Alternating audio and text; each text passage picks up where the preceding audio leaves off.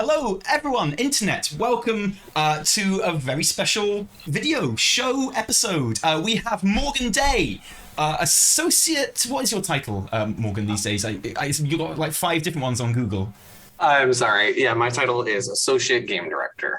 Associate Game Director. Yeah, I thought that was the best one that I managed to find, so I didn't mention it just in case, the worst had happened and it'd be really awkward. But Associate Game Director of World of Warcraft, and this time of alphas and new things and excitement, and he's going to be answering all of our questions today.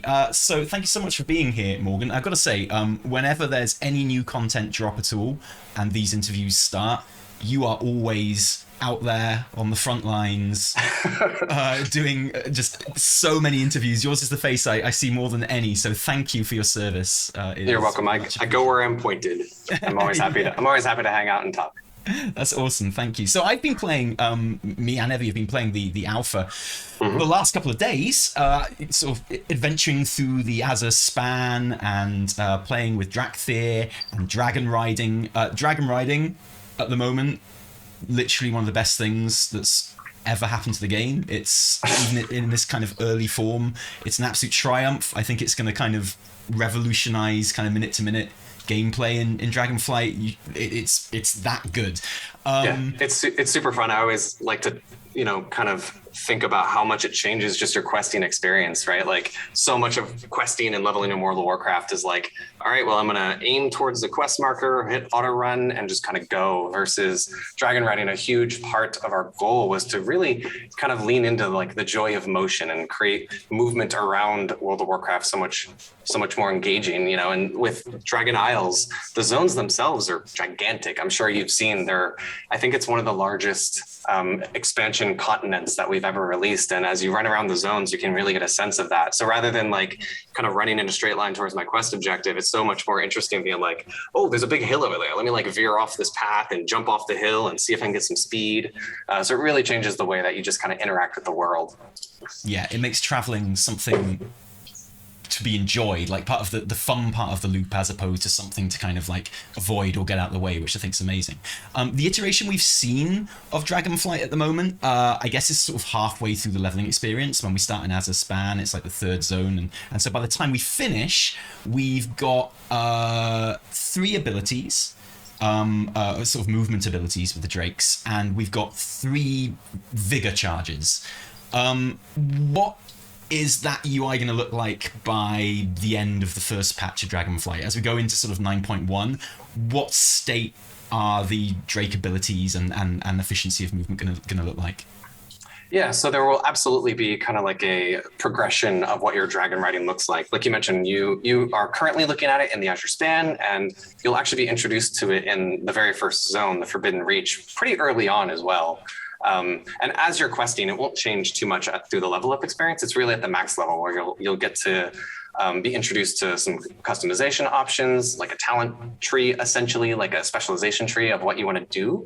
And yeah, there will be lots of options in there that are still being iterated on, but not only will you get new abilities, like you mentioned, you kind of have the 3 right now.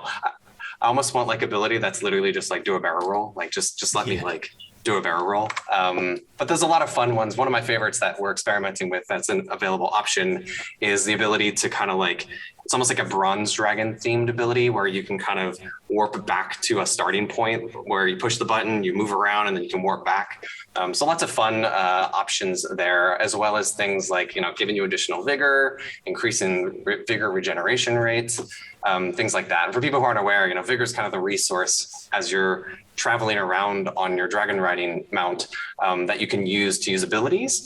And there's a lot of really fun mastery there also, where like, if you get to a certain speed, like all these effects turn on and the sound changes, and you actually start to regenerate your vigor while you're in the air, which is super cool. Is immense. And like, I like how so much of the questing, you'll do a big kind of quest chain or whatever, and it will always leave you at the top of somewhere really, really high up. And they're like, yeah, okay, we'll meet you at the other side of the map. And you're like, yeah. And you launch I see what you did there. Yeah, it's really, really cool. Not a coincidence. So to clarify, the kind of setup as it is now in this first build, I've made choices to have it like it is in the alpha now? Is that what you're saying? Sort of, I've chosen those abilities and. Well, I mean, obviously this is always subject to change, but I'm fairly certain that through level up, everyone will have the same experience with their dragon riding, and then at max level, some additional options start to open up. And we really wanted to lean into like the mastery element of this, right? Like the joy of movement, feeling like there's some mastery to moving around the world. And also like introducing activities. I'm not sure if you even saw them, but there's some like time trial type things that you might run into as you're leveling up. Time trial. And of course, we're talking about like, well, what if we could do like races? Like I can race other players and have some fun stuff there and show off my customization options. So really want to open that system up as you get to max level. That's really, really cool. And I think it's an amazing feature, and I'm really excited to see sort of how much further it goes. But even now, sort of halfway through leveling, it's kind of changed the game, and it is that kind of just joy in getting from one place to the other. So congrats. Thank you. Basically, it's just awesome. Any chance we can name our dragons? Oh, that would be cool. The customization options, they're really cool. And there's a personal kind of ownership over these drakes, which I really, really like. And they currently don't have names, like the artifacts did in Legion or something, and that was really cool. That is a great idea. I don't know. I can see the quest now, like how to name your dragon or whatever, like just kind of writes itself. But I'm not sure if that's an option. That's a really cool idea, though. I will make sure to take that to the team. Like, we're still in early alpha. Like, we're not even out to the public yet, which, is hopefully soon TM. So there's definitely a ton of feedback that we're looking to get. And that feedback, we're really looking to inform a lot of the decisions that we make and kind of some of the triage of, okay, do we want to focus on this part of the dragon riding or this part? And that feedback will really help that. So if there's a lot of people that want to name their dragon, let us know. Does that mean that Dragon Progress is account-wide in terms of their vigor and level ups and things like that? Yeah, with our kind of alt philosophy, that's changed a lot over the course of the last couple years. I'm sure a lot of people have seen with 915, we really kind of took a huge step back and kind of revisited what our philosophies there were in terms of alt things and things that were for specific characters. We got to apply those philosophies in, most recent update where it was Zereth Mortis and Eternity's End, where there's a whole lot more kind of catch up and early alt friendly mechanics out the gate. So we definitely have talked about that across all of our systems in Dragonflight and which portions of them will be something that will be account wide versus character specific. For Dragonflight, for dragon riding in particular, because it's a mount, mounts are very much so account wide. So a lot of the customization options in terms of the look are very much something that we've talked about being rewarded for your account there. And for the actual abilities themselves, that's something that we're still discussing. And flying around the Dragon Isles, obviously, there's been talk of a new kind of expanded draw distance on the Dragon Isles. Is that in place right now? And will it be just the Dragon Isles, or will it be kind of rolled out across the game? Yeah, so that's something that we mentioned, where these zones are so humongous and vast, and computers are constantly getting more and more powerful, so we always want to kind of lean into the technology there. Currently that's something that is controlled on a per zone basis. So with the launch of Dragonflight and the Dragon Isles, that's something that we'll have on the Dragon Isles zones in particular, and we're gonna start there and experiment with that and see how that goes. And then certainly we're open to expanding that to other zones in the future. Like, it would always be fun to sit in Dalaran and see how far you can see, sitting on top of the Broken Isles. I will not be satisfied until I'm sitting in Stormwind and I can see the sword in Silithus. That's when I know it's gone far enough. Someday. Okay, and the Dracthyr as well, something that we've been sort of looking at and playing with. The sort of minute-to-minute questing gameplay with Dracthyr is really interesting. It's got a very kind of thrusting sort of moveset and kind of front-loaded abilities without much kind of ramp-up, so it's really fun for questing. Obviously, it's quite hard to test it in any kind of group environment at the moment. So, as a designer, a group of designers, where do you see the Evokers' kind of niche being in group content, both as a DPS and a healer? What will they excel at? What kind of situation would they do well in, do you think? Yeah, so, very early on when we were talking about the Dracthyr, just thinking about the fantasy of a dragon and what that would mean, we were always kind of thinking about, in movies or any kind of fantasy, you always see before a dragon takes off, they don't instantly kind of zip off like a superhero. They have this like kind of big motion where they duck down and then build this strength and then take off, and it's really powerful. So we wanted to lean into that from a gameplay perspective as well. So we introduced this new mechanic, this kind of empowered or charge mechanic where you can hold down a button and your abilities have multiple stages. So that will essentially really lean into like potential burst elements, like a bursting AoE for the damage dealing devastation spec, or for preservation, they're really good at clump, and also those big heals that kind of pay off that planning. But also, you know, the thing that we wanted to lean into really with the Dracthyr was this idea of the hybridity and kind of group utility and helping out their friends. There's a lot of really cool abilities that I'm sure you've seen in their core class talent tree. You know, some of my favorites, just to pick a few, are like, you know, they have an ability called like Oppressing Roar, that when you use it on a pack, increases the duration of crowd control on everything in the pack. So like you can really set up some interesting combos, as well as really help your party out with different kind of buffs. Like another really fun one is I think it's called Time Spiral, where it actually lets everyone in your group use their like cooldown, their mobility cooldown, even if it's on cooldown. So like if you just blinked as a mage and you have a Dracthyr in the group, they can Time Spiral and then you can blink again. So a whole lot of like kind of helping your group out with that group utility, and things along those lines was a major focus of ours.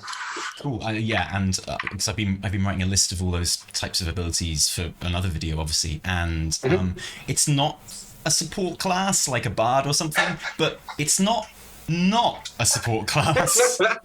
You noticed that, huh? Yeah, I noticed that. I'm going to get one as a discipline priest. I'm going to get a pocket Dracthyr to feed me mana all the way through, and also sort of exploring the Azure span. We think we found 2 dungeon entrances, one in the Tuskarr village on the south coast, and one up by the Azure what's it called, the Azure Archives. Is there anything you can tell us about those dungeons? Because we actually don't know anything about any of the dungeons so far. Are there any kind of fun bosses that you can tell us about, or sort of moments in those dungeons that you've been working on? Yeah, absolutely. So you did. There are two dungeons, not too dissimilar from what we've seen in past expansions, where there's a level up dungeon that is associated with each zone. The one that you're going to come across in the Azure Span is Brackenhide Hollow. Slight spoilery, I don't know how much you're going to talk about with the zones and the questing through it, but you know, the gnolls have come across this decay magic, and they're really kind of leveraging that as a weapon against our allies, and that's one of the things that we're really going to dig into in the zone. So that will be something that through the level up experience, you'll be introduced to Brackenhide Hollow with the gnolls in there. That's a really, really epic dungeon that is, you know, we have lots of variety with the dungeons, and just in terms of you know, the layout or how we develop them, right? There's the more traditional like dungeon that's like hall room, and it feels more linear. Brackenhide Hollow is one that's actually based in the outdoor world. You can actually explore it in the outdoor, or some elements of it in the outdoor world in the Azure Span. So it's very, very open, you know, kind of reminiscent of you know, Wrath of Majara. That was like, holy moly, this zone is really big, and there's lots of options in terms of how you want to kind of traverse through the space. So that will be the level up dungeon in the zone. And then the second dungeon that you kind of stumbled upon is the Azure Vaults, which, like you saw in the zone through the questing, you meet the blue dragons and Calicos, and you're learning a lot about what's going on there. And the Azure Vaults are a part of this zone. So, you know, sometime around max level, you'll get a message to kind of you know, check out what's going on in there. So that will be a max level zone, or max level dungeon rather, that you open up later. Awesome. Any kind of word on what sort of bosses we might find in that Azure one? The bosses in there, well, it will have a dragon, I believe. I'm not actually sure. I know, right? There's dragons in Dragonflight. I don't remember exactly all the bosses off the top of my head, but that one is a more kind of traditional dungeon feeling one that is really, really epic. It's super vertical. You're kind of traversing down as you go and fight all of these really epic enemies. Yeah, honestly, I'm so excited to get back to like fighting dragons. You know, when I first many moons ago started working on World of Warcraft, when people ask me what I did, I would always say like, I make dragons. It's super fun. And I was like, oh, it's been years since like I got to, fight dragons. So I'm just so excited to get back to that. It's true. Just questing around there, it was noticeable and amazing how excited I got every time I got to fight a dragon. Just in as a spam, because there's a couple of kind of set pieces or what have you where you kind of face off with various people, and every time I was just like, that's so cool. That's a Hey, that's a dragon. That's awesome. In relation to story, and it's funny you should mention spoilers with the Gnolls. Actually, I wasn't going to, and it's something I managed to avoid quite a lot in the Shadowlands alpha, but I couldn't not do every single quest in that zone that's currently available because I enjoy dragon riding so much, and that kind of like made me go around and complete it all. But I'm basically spoiled now for the entire story of the zone, and I know that it's becoming more of a common criticism of alpha and PTR and data mining in general. Is there any kind of feeling in the team that you might want to kind of, I mean, it would be pretty extreme, but I know there'd be a lot of support for literally hiding quest text in the alpha and what have you, and having the missions completed and things like that, or completable, but just wiping the text so there's not sort of story spoilers. That's the extreme end, but is there any kind of like appetite for that in the team? Yeah, I mean, this is one of those really interesting aspects of working on a live game, right? Like, how many other games do you play just on your weekend or whenever, where you go into it and like, oh, people have been playing this for months, and there's Wikipedia pages where it's all out there and there's plenty of guides and it's all kind of solved by the time the game actually launches. So that's absolutely something that we've talked a lot about in terms of the mystery and how we want to approach not just development on World of Warcraft, but this alpha in particular. So you might have noticed there was a recent update with 925 where there was a few surprises in it, right? There was an entire quest line that people had no idea was going to be there, with Lordaeron and Kalia, and the introduction of some even character customizations like with the Dark Ranger. So that's absolutely something that we've been building towards, and that you got to see and experience in 925, and we're really looking to expand upon that as we move into the future. That's definitely a part of development that we feel like there's a lot of opportunity there. Even just with Sepulchre, the first ones, and limiting kind of the raid testing and the raid availability there. We're talking about, okay, well, like, what did we learn from Sepulchre? Do we want to apply some of that and limit the raid testing in our raid even for Dragonflight? So certainly, leaning into some more secrets in World of Warcraft, so that joy of kind of discovery is reintroduced in some ways, is something we're looking to improve. Unlikely to be something that we see represented in this alpha beta cycle, though, I suppose. Well, I mean, I think there's a distinction there between level up and max level, right? Sure. Like with max level content, I think there's for sure stuff that we could, even with Dragonflight development, have some surprises for people once they hit max level and get through that level up experience. But to your point, the leveling experience is so core and foundational to World of Warcraft. We really want to make sure that people have a great experience as they progress. And also there's just, fun things that you find when you put hundreds of people in a zone that we might not be able to find as easily when you're just doing it by yourself or with our team of testers. And quite apart from the main story quests as well, there's so many, the zones are so big, there's so many side quests kind of dotted around, and it really felt like playing World of Warcraft again. Sort of in a way that it hasn't maybe for a while, sort of very kind of small scale personal stories and just cool stuff with, I mean, there was loads of Tuskarr and that helped. But at Endgame, I've heard reports, and there are people that say flat out that based on job listings and kind of other reports and what have you, that Team 2 has a specific team working on like outdoor world content. This is something we keep on hearing, which we haven't. And that content isn't something we've really heard much about for Dragonflight. Is that true, firstly? And if it is, what kind of world content can we expect? Yeah, certainly. Well, there's always a team working on max level content. But in terms of our approach with Dragonflight, philosophically, we're really trying to lean into a lot of kind of the lessons learned through Shadowlands, as well as what we've seen in Zereth Mortis, where there's less of a feeling of I need to log in every day to do these things or I'm going to be behind. We really just want to try to move towards the ability to have just a wide range of options. And when you log in, you get to do, whatever activity you might enjoy.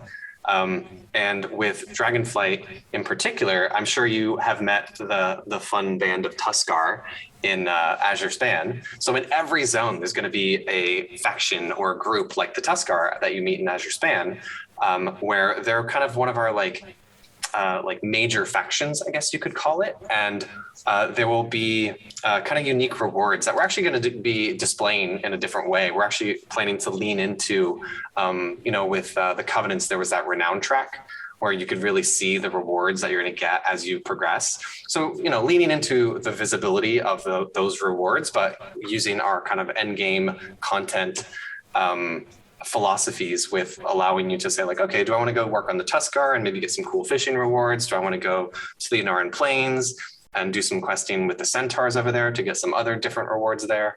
And also trying to lean into the different fantasy of those groups and what activities you might be doing at max level. What a Tuskarr activity is going to be for the day might feel very different than the centaurs in the Anaran Plains who might want to start a big hunt that's like a big public quest that might happen in that zone, or a public event rather, that might happen in that zone. So yes, very much the goal is to create variety and create options for people to do.